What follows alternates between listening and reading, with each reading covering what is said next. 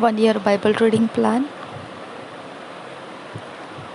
Acts 19 chapter 8 verse 41, 8 verse से 41 verse तक पढ़ेंगे.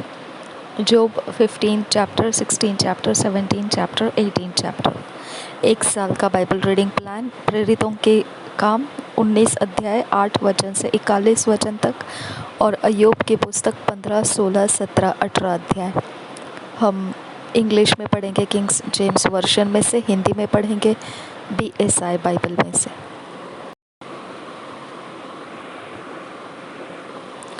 एक्ट्स 19 चैप्टर 8 वर्स से 41 वर्स पढ़ेंगे.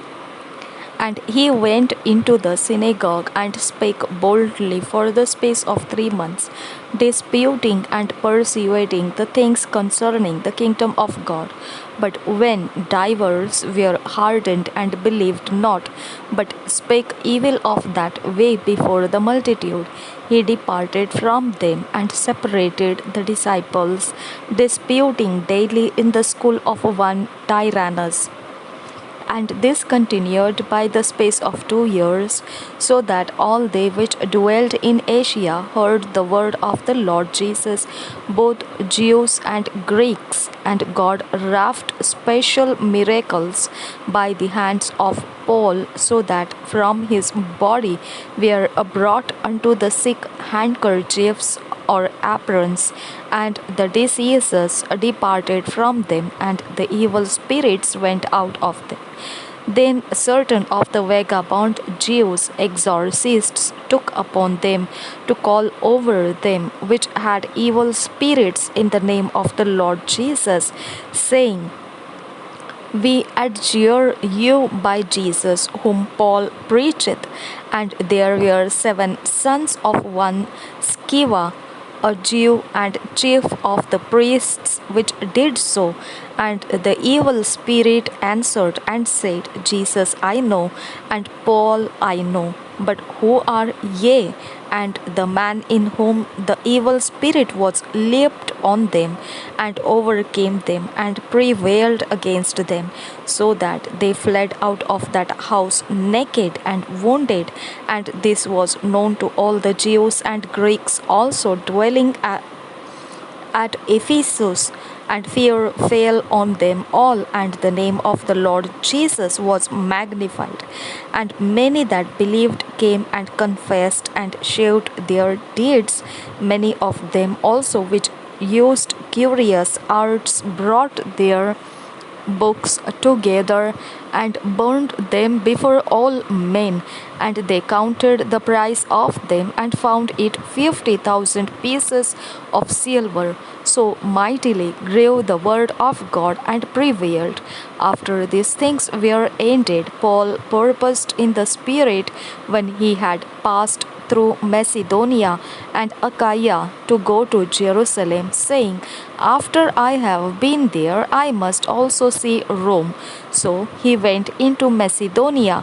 2 of them that ministered unto him, Timotheus and Erastus, but he himself stayed in Asia for a season.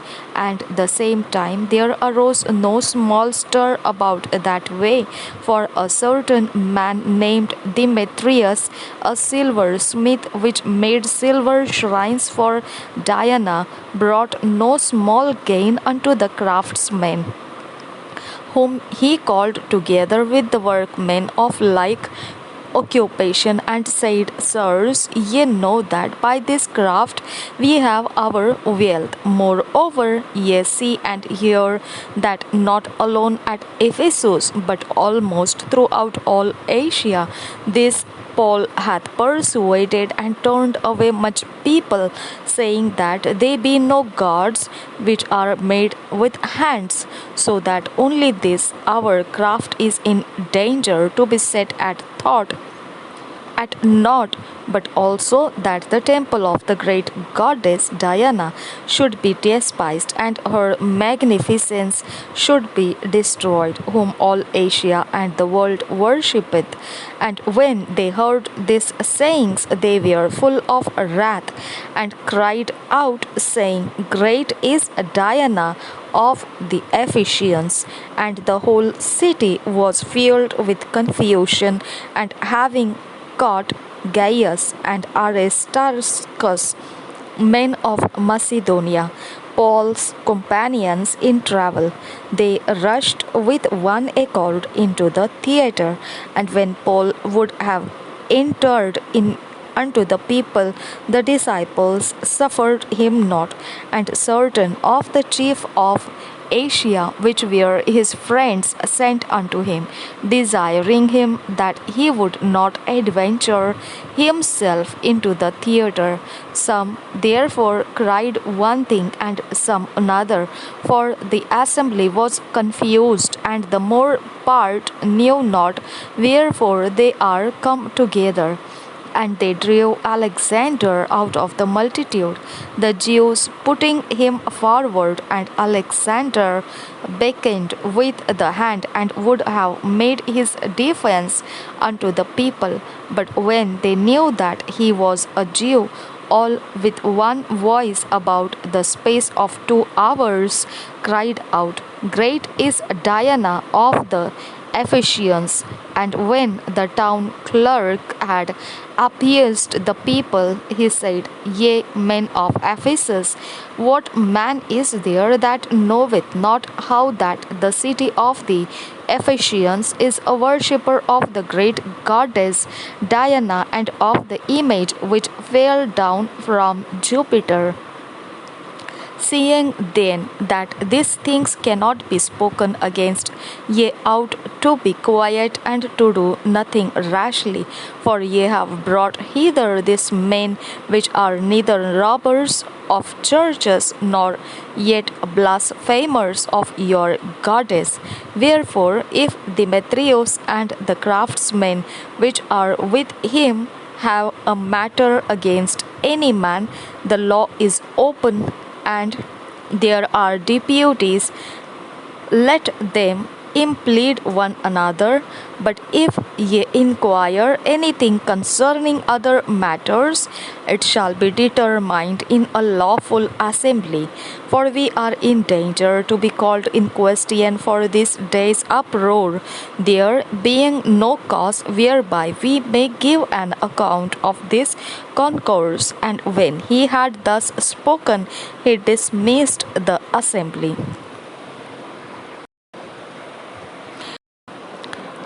एक साल का Bible reading plan. प्रेरितों के काम 19 अध्याय 8 वचन से 41 वचन, अय्यूब 15, 16, 17, 18 अध्याय। हम प्रेरितों के काम पढ़ेंगे 19 अध्याय 8 वचन से 41 वचन तक।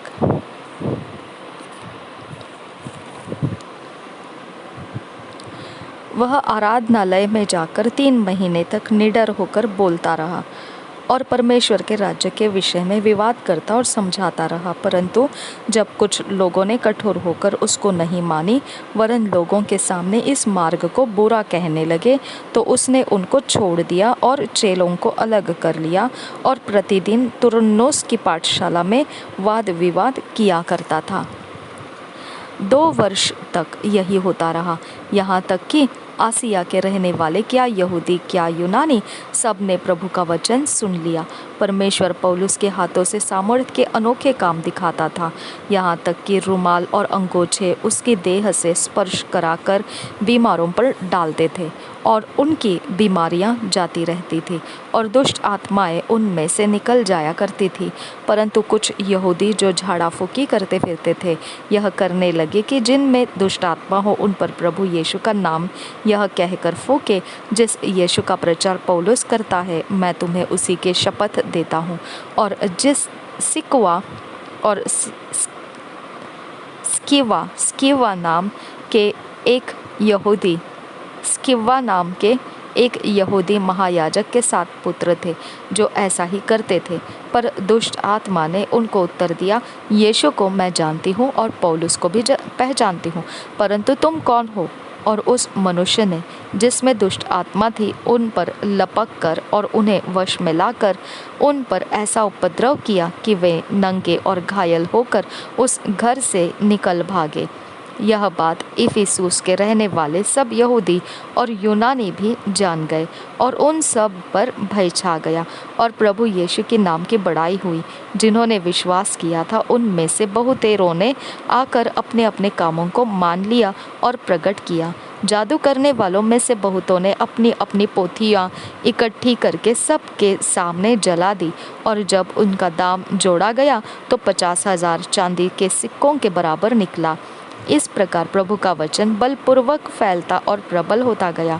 जब ये बातें हो चुकी तो पौलुस ने आत्मा में ठाना कि मकीदुनिया और अखाया से होकर यरूशलेम को जाऊं, और कहा, वहां जाने के बाद मुझे रोम को भी देखना अवश्य है।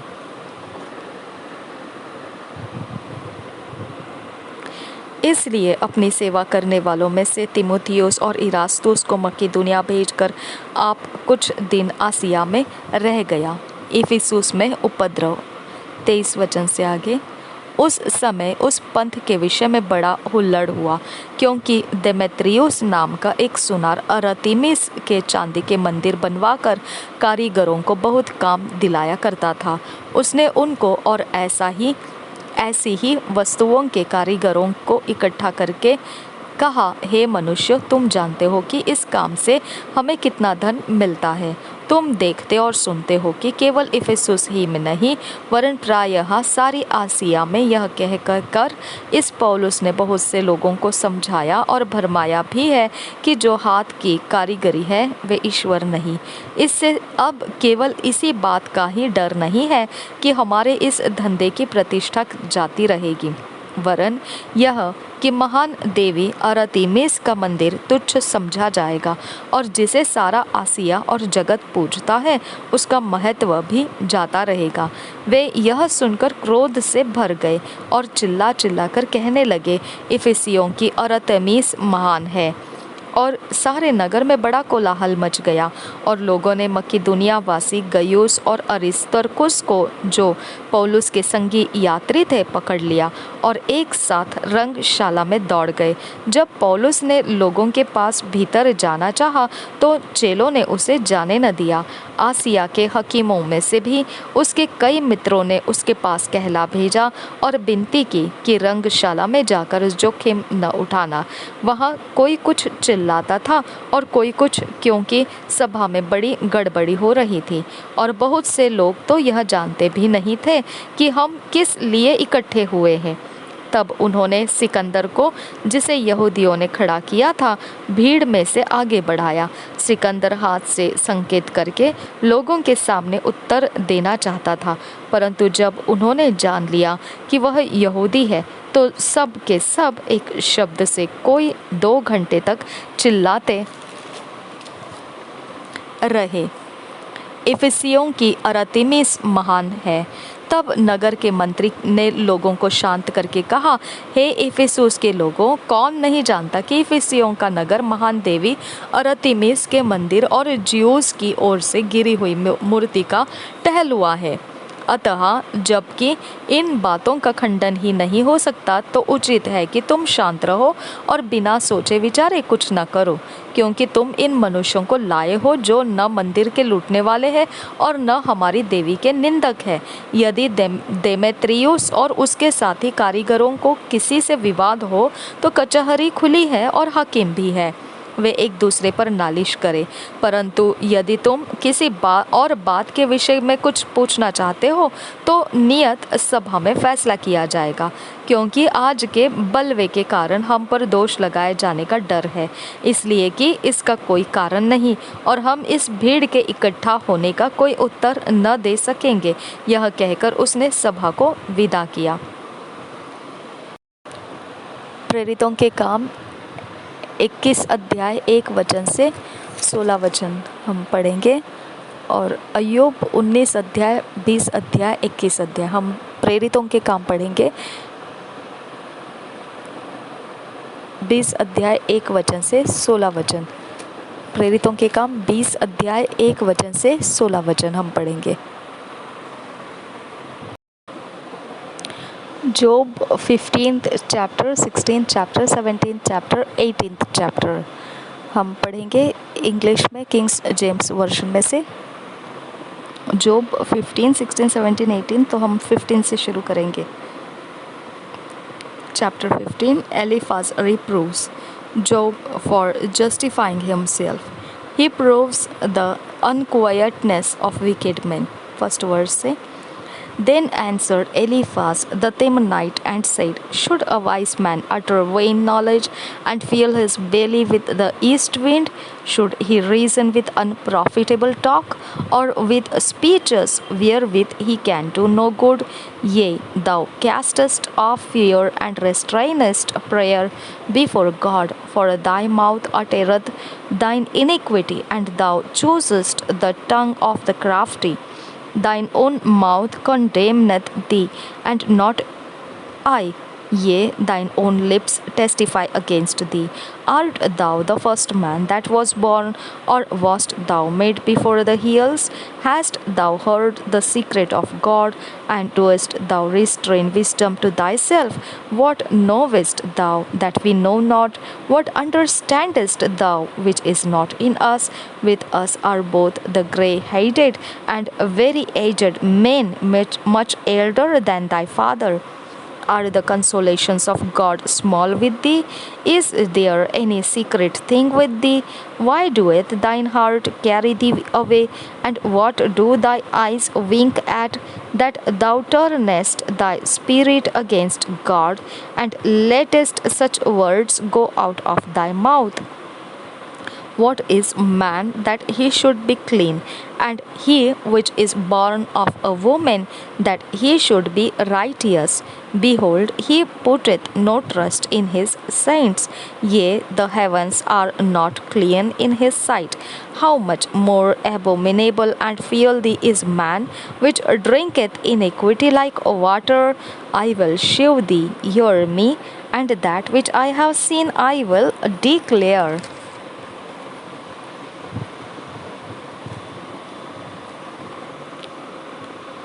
Which wise men have told from their fathers, and have not heard it, unto whom alone the earth was given, and no stranger passed among them.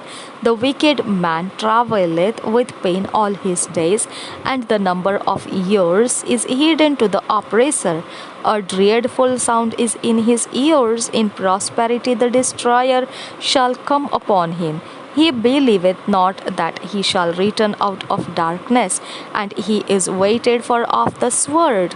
He wandereth abroad for bread, saying, Where is it? He knoweth that the day of darkness is ready at his hand. Trouble and anguish shall make him afraid. They shall prevail against him as a king ready to the battle. For he stretcheth out his hand against God, and strengtheneth himself against the Almighty. He runneth upon him, even on his neck, upon the thick bosses of his bucklers. Because he covereth his face with his fatness, and maketh collops of fat on his flanks. And he dwelleth in desolate cities, and in houses which no man inhabiteth, which are ready to become heaps. He shall not be rich, neither shall his substance continue, neither shall he prolong the perfection thereof upon the earth. He shall not depart out of darkness, the flame shall dry up his branches, and by the breath of his mouth shall he go away. Let not him that is deceived trust in vanity, for vanity shall be his recompense. It shall be accomplished before his time, and his branch shall not be green. He shall shake off his ripe grape as the wine, and shall cast off his flower as the olive. For the congregation of hypocrites shall be desolate, and fire shall consume the tabernacles of bribery. They conceive mischief and bring forth vanity, and their belly prepareth deceit. Chapter 16. Job reproves his friends for unmercifulness. He asserts his innocency. First verse. Then Job answered and said, I have heard many such things. Miserable comforters are ye all. Shall vain words have an end? Or what emboldeneth thee that thou answerest? I also could speak as ye do. If your soul were in my soul's stead, I could heap up words against you and shake mine head at you. But I would strengthen you with my mouth, and the moving of my lips should assuage your grief. Though I speak, my grief is not assuaged. And though I forbear, what am I eased? But now he hath made me weary. Thou hast made desolate all my company, and thou hast filled me with wrinkles, which is a witness against me, and my leanness rising up in my beareth witness to my face. He teareth me in his wrath, who hateth me. He gnasheth upon me with his teeth. Mine enemy sharpeneth his eyes upon me. They have gaped upon me with their mouth. They have smitten me upon the cheek reproachfully. They have gathered themselves together against me. God hath delivered me to the ungodly and turned me over into the hands of the wicked. I was at ease, but he hath broken me asunder.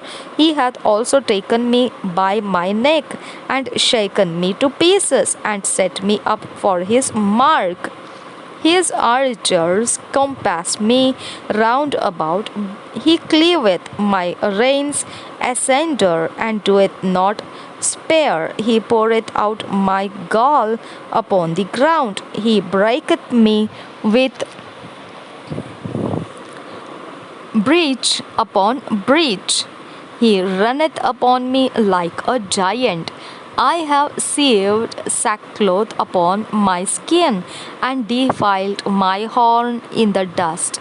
My face is foul with weeping, and on my eyelids is the shadow of death. Not for any injustice in mine hands, also my prayer is pure. O earth, cover not thou my blood, and let my cry have no place. Also now, behold, my witness is in heaven, and my record is on high. My friends scorn me, but mine eye poureth out tears unto God. Oh, that one might plead for a man with God as a man pleadeth for his neighbor. When a few years are come, then I shall go the way whence I shall not return. Chapter 17.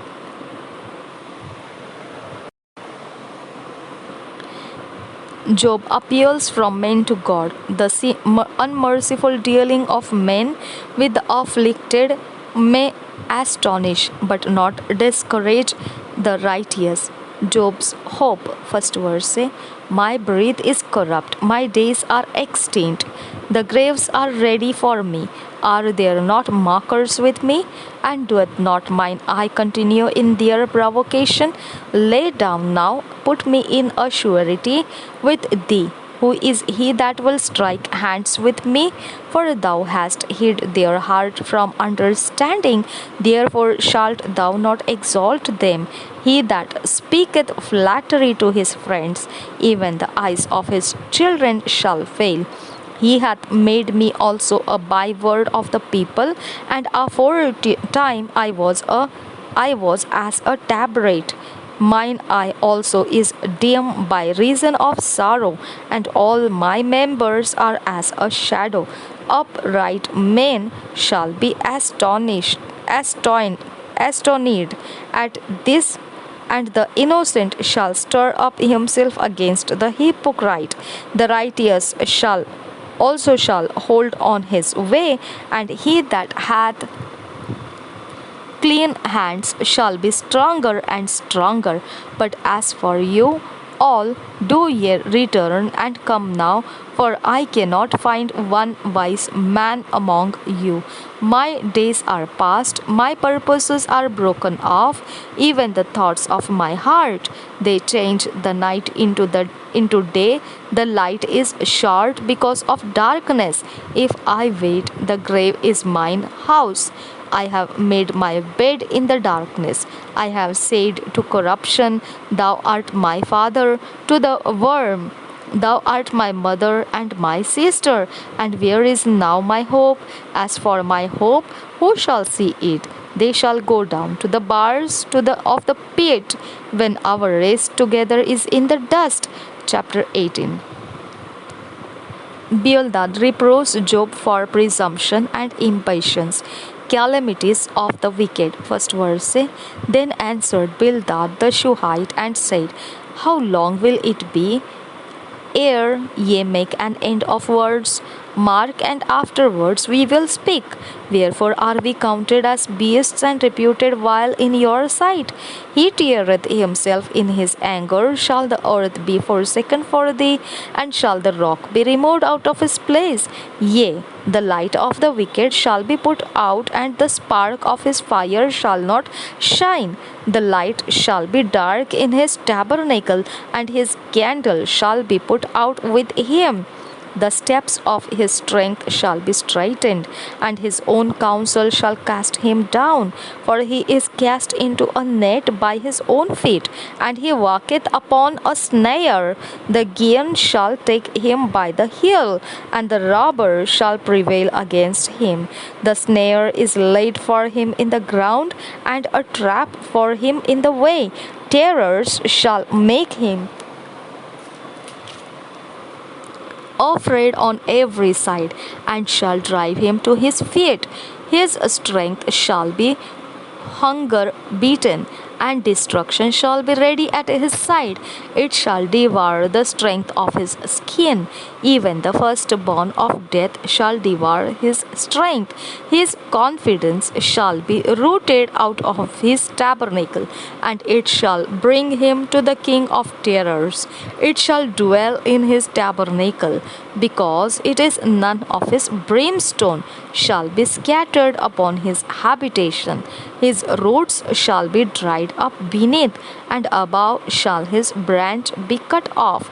His remembrance shall perish from the earth, and he shall have no name in the street.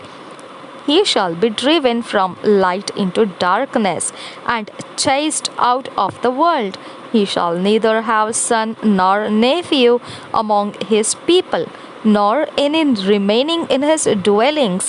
They that come after him shall be astonished at his day, as they that went before were affrighted.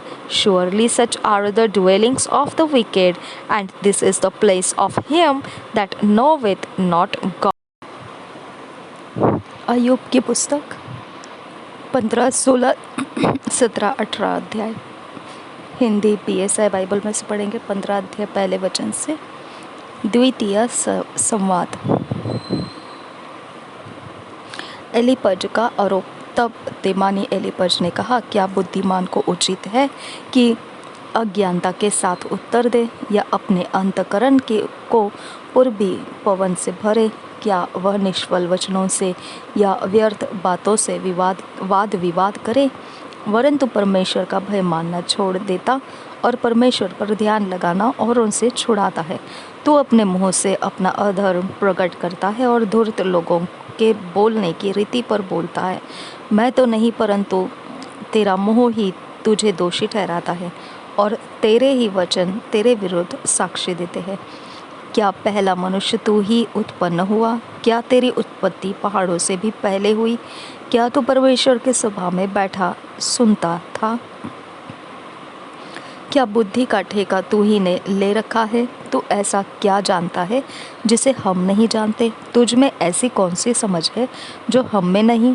हम लोगों में तो पक्के बाल वाले और अति पुरनीय मनुष्य है, जो तेरे पिता से भी बहुत आयु के हैं। परमेश्वर की शांतिदायक बातें और जो वचन तेरे लिए कोमल है, क्या वे तेरी दृष्टि में तुच्छ है? तेरा मन क्यों तुझे खींच ले जाता है और तू आंख से क्यों सहन करता है? तू भी अपनी आत्मा परमेश्वर के विरुद्ध करता है और अपने मुंह से व्यर्थ बातें निकलने देता है। मनुष्य है क्या कि वह निष्कलंक हो, या जो स्त्री से उत्पन्न हुआ वह है क्या कि निर्दोष हो सके? देख, वह अपने पवित्र जनों पर भी विश्वास नहीं करता और स्वर्ग भी उसकी दृष्टि में निर्मल नहीं है। फिर मनुष्य अधिक घिनौना और भ्रष्ट है, जो कुटिलता को पानी के समान पीता है। मैं तुझे समझा दूंगा, इसलिए मेरी सुन ले। जो मैंने देखा है उसी के वर्णन मैं करता हूँ।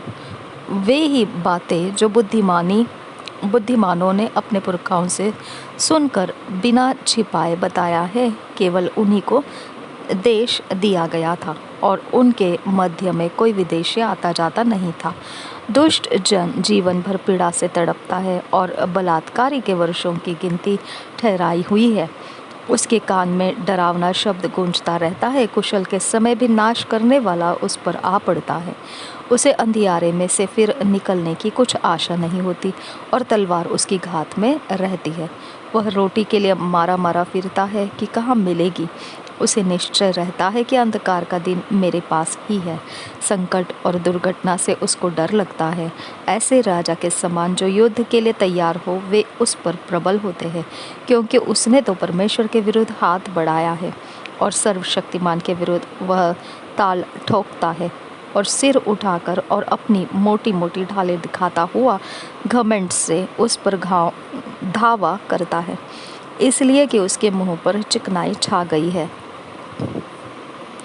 और उसकी कमर में चर्बी जमी है और वह उजाड़े हुए नगरों में बस गया है और जो घर रहने योग्य नहीं और खंडहर होने को छोड़े गए हैं उनमें बस गया है। वह धनी न रहेगा और न उसकी संपत्ति बनी रहेगी और ऐसे लोगों के खेत की उपज भूमि की ओर न झुकने पाएगी। वह अंधियारे से कभी न निकलेगा और उसकी डालियां आग की लपट से झुलस जाएंगी और परमेश्वर के मुंह की श्वास से वह उड़ जाएगा। वह व्यर्थ बातों का भरोसा करके अपने को धोखा न दे, क्योंकि उसका बदला धोखा ही होगा। यह उसके नियत दिन से पहले पूरा हो जाएगा। उसकी डालियां हरी न रहेगी, दाख के समान उसके कच्चे फल झड़ जाएंगे और उसके फूल जैतून के वृक्ष के से गिरेंगे, क्योंकि भक्तिहीन के परिवार से कुछ बन न पड़ेगा और जो घूस लेते हैं उनके तंबू आग से जल जाएंगे। उनको उपद्रव का गर्भ रहता और वे अनर्थ को जन्म देते हैं और वे अपने अंतकरण में छल की बातें गढ़ते हैं। अय्यूब का एलीपज को उत्तर 16 अध्याय पहले वचन से। तब अय्यूब ने कहा, ऐसी बहुत सी बातें मैं सुन चुका हूँ। तुम सबके सब निकम्मे शांतिदाता हो। क्या व्यर्थ बातों का अंत कभी होगा? तो कौन सी बात से झिड़क कर उत्तर देता है? जो तुम्हारी दशा मेरी सी होती तो मैं भी तुम्हारी सी बातें कर सकता। मैं भी तुम्हारे विरुद्ध बातें जोड़ सकता और तुम्हारे विरुद्ध सिर हिला सकता, वरन मैं अपने वचनों से तुमको हियाव दिलाता और बातों से शांति देकर तुम्हारा शोक घटा देता। चाहे मैं बोलूं तो भी मेरा शोक न घटेगा, चाहे मैं चुप रहूं तो भी मेरा दुख कुछ कम न होगा। परंतु अब उसने मुझे उकता दिया है, उसने मेरे सारे परिवार को उजाड़ डाला है। उसने जो मेरे शरीर को सुखा डाला है वह मेरे विरुद्ध साक्षी ठहरा है और मेरा दुबलापन मेरे विरुद्ध खड़ा होकर मेरे सामने साक्ष्य देता है। उसने क्रोध में आकर मुझको फाड़ा और मेरे पीछे पड़ा है। वह मेरे विरुद्ध दांत पीसता और मेरा बैरी मुझको आंखें दिखाता है। अब लोग मुझ पर मुंह पसारते हैं और मेरी नाम धराई करके मेरे गाल पर थप्पड़ मारते और मेरे विरुद्ध भीड़ लगाते हैं। परमेश्वर ने मुझे कुटिलों के वश में कर दिया और दुष्ट लोगों के हाथ में फेंक दिया है। मैं सुख से रहता था और उसने मुझे चूर चूर कर डाला। उसने मेरी गर्दन पकड़कर मुझे टुकड़े टुकड़े कर दिए। फिर उसने मुझे अपना निशाना बनाकर खड़ा किया है। उसके तीर मेरे चारों ओर उड़ रहे हैं। वह निर्दय होकर मेरे गुर्दों को बेधता है और मेरा पित्त भूमि पर बहाता है। वह शूर के समान मुझ पर धावा करके मुझे चोट पर चोट पहुंचाकर घायल करता है। मैंने अपनी खाल पर टाट को सी लिया है और अपना बल मिट्टी में मिला दिया है। रोते रोते मेरा मुंह सूज गया है और मेरी आंखों पर घोर अंधकार छा गया है। तो भी मुझसे कोई उपद्रव नहीं हुआ है और मेरी प्रार्थना पवित्र है। हे पृथ्वी, तू मेरे लहू को न ढांपना और मेरी दुहाई कहीं न रुके। अब भी स्वर्ग में मेरा साक्षी है और मेरा गवाह ऊपर है। मेरे मित्र मुझसे घृणा करते हैं, परंतु मैं परमेश्वर के सामने आंसू बहाता हूँ कि कोई परमेश्वर के सामने सज्जन का मुकद्दमा लड़े, जैसा कोई अपने पड़ोसी के लिए लड़ता है। क्योंकि थोड़े ही वर्षों के बीतने पर मैं उस मार्ग से चला जाऊंगा जिससे मैं फिर वापस न लौटूंगा। 17 अध्याय पहले वचन से। मेरा प्राण निकलने पर है, मेरे दिन पूरे हो चुके हैं, मेरे लिए कब्र तैयार है। निश्चय जो मेरे संग है वे ठट्ठा करने वाले हैं और उनका झगड़ा रगड़ा मुझे लगातार दिखाई देता है। जमानत दे अपने और मेरे बीच में तू ही जामीन हो। कौन है जो मेरे हाथ पर हाथ मारे? तूने इनको मन को समझने से रोका है, इस कारण तू इनको प्रबल न होने देगा। जो लूट के भाग के लिए अपने मित्रों की चुगली खाता है, उसके लड़कों की आंखें अंधी हो जाएंगी। उसने ऐसा किया कि सब लोग मेरी उपमा देते हैं और लोग मेरे मुंह पर थूकते हैं। खेद के मारे मेरी आंखों में धुंधलापन छा गया है और मेरे सब अंग छाया के समान हो गए हैं। इसे देखकर सीधे लोग चकित होते हैं और जो निर्दोष है वे भक्तिहीन के विरुद्ध भड़क उठते हैं। तो भी धर्मी लोग अपना मार्ग पकड़े रहेंगे और शुद्ध काम करने वाले सामर्थ्य पर सामर्थ्य पाते जाएंगे। तुम सब के सब मेरे पास आओ तो आओ, परंतु मुझे तुम लोगों में एक भी बुद्धिमान न मिलेगा। मेरे दिन तो बीत चुके और मेरी योजनाएं मिट गई और जो मेरे मन में था वह नष्ट हुआ है। वे रात को दिन ठहराते, वे कहते हैं अंधियारे के निकट उजियाला है। यदि मेरी आशा यह हो कि अधोलोक मेरा धाम होगा, यदि मैंने अंधियारे में अपना बिछौना बिछा लिया है, यदि मैंने सड़ाहट से कहा तू मेरा पिता है और कीड़े से कहा कि तू मेरी माँ और मेरी बहन है, तो मेरी आशा कहाँ रही? मेरी आशा किसके देखने में आएगी? क्या वह अधोलोक में उतर जाएगी? क्या उस समेत मुझे भी मिट्टी में विश्राम मिलेगा? 18 अध्याय पहले वचन से। बिलदद का कथन। तब शूही बिलदद ने कहा, तुम कब तक फंदे लगा लगा कर वचन पकड़ते रहोगे? चित्त लगाओ, तब हम बोलेंगे। हम लोग तुम्हारी दृष्टि में क्यों पशु के तुल्य समझे जाते और अशुद्ध ठहरे हैं? हे अपने को क्रोध में फाड़ने वाले, क्या तेरे निमित्त पृथ्वी उजड़ जाएगी और चट्टान अपने स्थान से हट जाएगी? निश्चय दुष्टों का दीपक बुझ जाएगा और उसकी आग की लौ न चमकेगी। उसके डेरे में का उजियाला अंधेरा हो जाएगा और उसके ऊपर का दिया बुझ जाएगा। उसके बड़े बड़े डग छोटे हो जाएंगे और वह अपनी ही युक्ति के द्वारा गिरेगा। वह अपना ही पाँव जाल में फंसाएगा। वह फंदों पर चलता है, उसकी एड़ी फंदे में फंस जाएगी और वह जाल में पकड़ा जाएगा। फंदे की रस्सियाँ उसके लिए भूमि में और जाल रास्ते में छिपा दिया गया है। चारों ओर से डरावनी वस्तुएं उसे डराएंगी और उसके पीछे पड़कर उसको भगाएंगी। उसका बल दुख से घट जाएगा और विपत्ति उसके पास ही तैयार रहेगी। वह उसके अंग को खा जाएगी, वरन काल का पहलौठा उसके अंगों को खा लेगा। अपने जिस डेरे का भरोसा वह करता है, उससे वह छीन लिया जाएगा और वह भयंकरता के राजा के पास पहुंचाया जाएगा। जो उसके यहाँ का नहीं है वह उसके डेरे में वास करेगा और उसके घर पर गंधक छितराई जाएगी। उसकी जड़ सूख जाएगी और डालियाँ कट जाएंगी।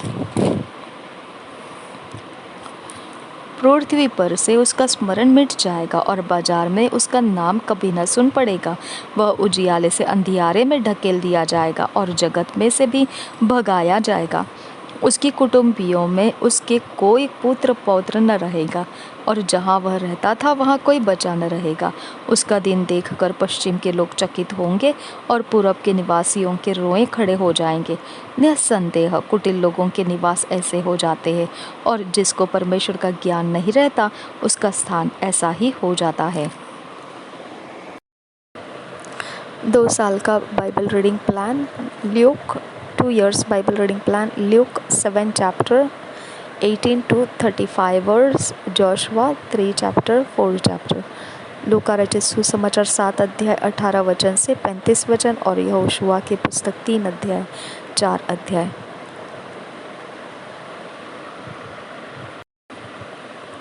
दो साल का यह बाइबल रीडिंग प्लान हम अपने अकेले में व्यक्तिगत समय में इसे पढ़ेंगे, और जब हम इसे पढ़ रहे होंगे तो परमेश्वर जब हमारे साथ बातें करेगा तो हमको उस वचन के आधार से उस वचन के अधीन जाकर नोट्स बनाना है, और उसके अनुसार हमारे रोज़ के जीवन में हमने चलना है।